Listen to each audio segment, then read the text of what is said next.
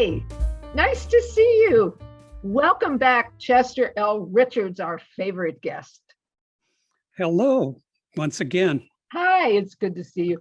We're looking forward to a story from you today. And give me 1 second. I just want to change a setting over on my end of things here. And I'm ready to go. What I wanted to ask you about, and by the way, everybody who's tuned in, thank you so much for being with us today. We appreciate your presence.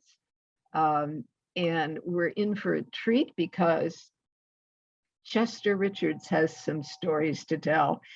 Today, we're going to be talking about one of the characters in his book, From the Potato to Star Trek and Beyond, Memoirs of a Rocket Scientist.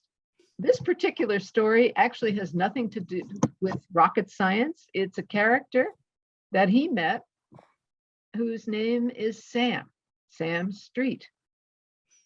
Well, let me tell you about Sam. It was my first experience with whitewater rivers. It was a trip down the through the Grand Canyon on the Colorado River, and Sam was the trip leader for that particular excursion.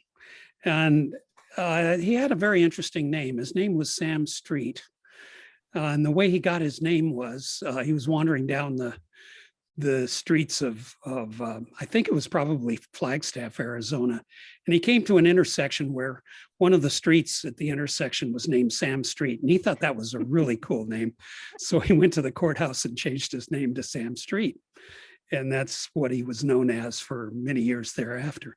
Quite a character on the river. The entire boatman community at the time knew about Sam. Words had gotten around. A lot of people had worked with him at one time or another. But he was a very interesting character, very laid back, bit of a mystic, more than a little bit of a mystic. I guess probably that came from him spending some time with a shaman, a Navajo shaman, where he had lived with this guy for some period of time and absorbed the lore of the tribe and on that particular individual's teachings. And as a result of that, I think that most of the boatmen kind of kept a little bit aside from him. They had enormous respect for him because of his technical abilities and everything, but he was a little different, I have to say that. Anyway, one thing I did notice about Sam is you could call him a minimalist. So for example, if we were approaching a rapid, and I guess one way to understand how the rapids work in the Grand Canyon, they're what are called pool and drop rapids. In other words, boulders would be swept down through flash floods and dam up the river. And that's where the rapids were. But behind that, you'd have a pool of water or a lake that would sometimes be miles long. So you'd have these long, very quiet areas where you just kind of very slowly drift down for miles through the canyon, very silent. It's a wonderful experience to go through that.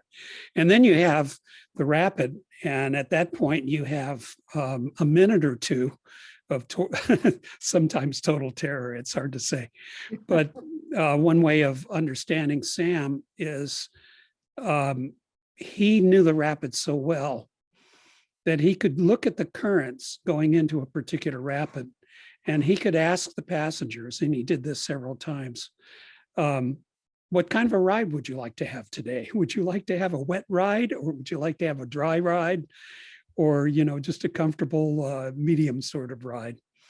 I had no idea you could choose. You could, well, normally you couldn't, but you could with Sam. And so what would happen is he would question the passengers on the vessels. These, by the way, were inflated rafts, and they were oar powered.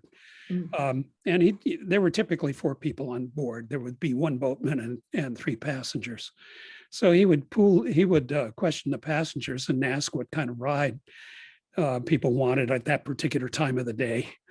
And he would just waggle the oars a little bit, put us in, with very, very minimal effort, put us in the position to give us the kind of ride that we had asked for. And that's how we would get down the rapids. And sometimes the rides were very exciting.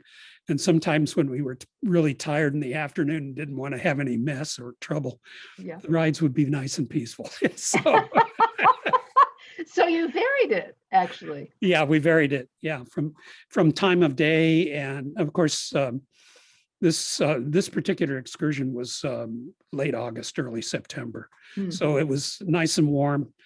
We did have occasional rain showers because that's monsoon season.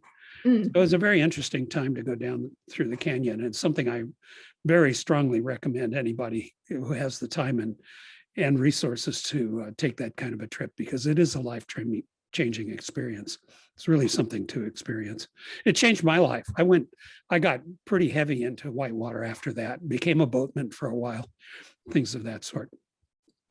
Can you tell us one moment during that trip that really was, as you say, it was filled with terror?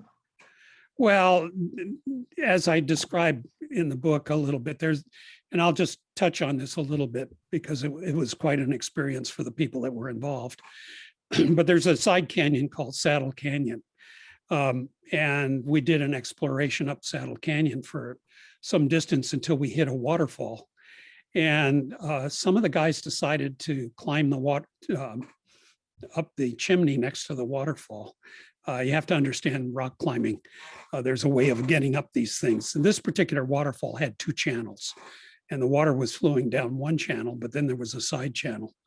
And the side channel was dry, and people were able to work their way up the side channel, and then went on a further exploration up much deeper into the canyon and into an area that, if it's traveled at all, there was no sign that humans had ever been up in that area.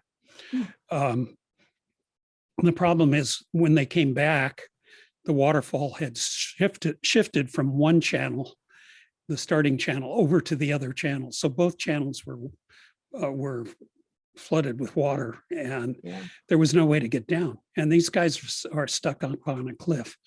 And so if you want an exciting story, in the book, I tell how you get these guys down. And Sam was instrumental in getting all these guys back to safety. And there was an element of magic in it. And there was a element. Well, the people that were involved in that thought that they had a mystical experience. Let me put it that way. Yeah. I wasn't there. I'm just relaying what people told me afterwards. Yeah.